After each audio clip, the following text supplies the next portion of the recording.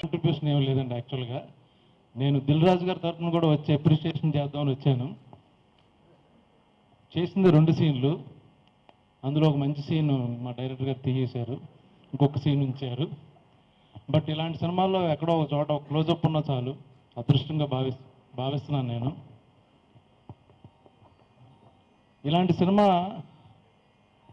General successful ఈరోజు continuous hits ఉంటే వెంటనే చేస్తారు వాళ్ళు, ఒక సినిమా రిస్క్ వేద్దామని. But Nani cinema previous cinema flop అయింది. తను సేఫ్ జోన్లోకి వెళ్లకుండా ఇంత రిస్క్ వేస్తాడు నేను ఎప్పుడు ఎక్స్పెక్ట్ చేయాలి. ఏ యాక్టర్ కూడా చేయరు. ఒక సినిమా పోయినప్పుడు next safe zone minimum guarantee ఉన్న సినిమాలు చేస్తారు. అటువంటి తను రిస్క్ వేసి ఏదైనా పాత్ బ్రేకింగ్ ఉంటే లైఫ్ రిస్క్ వేస్తేనే వస్తుంది.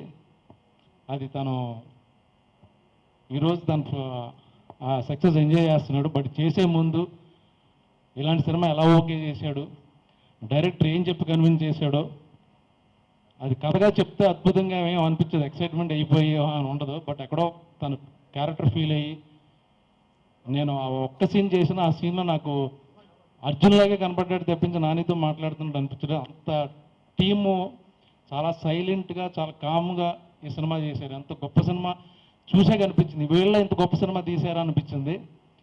గౌతమ్, మీరు నా ఫస్ట్ సినిమాలో కూడా అవకాశం ఇచ్చారు, కుదరలే చేయడం. బట్ ఇలాంటి సినిమాలు తీయండి, మిగతా సినిమాలు తీయడానికి చాలామంది ఉన్నారు.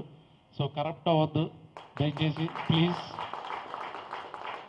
అంతకుముందు తమిళ మలయాళం సినిమాలు చూసి గొప్పగా ఫీల్ అయ్యి మన తెలుగులో మంచి సినిమాలు రావట్లేదు అనుకుంటే, ఈ మధ్య లాస్ట్ 3 మూవీస్ కూడా మనం కాళ్ళు రెగ్గరేసుకుని మేము కూడా సెన్సిబుల్ సినిమాలు మంచి సినిమాలు చేస్తాం అని ప్రూవ్ అవుతుంది ఇప్పుడు.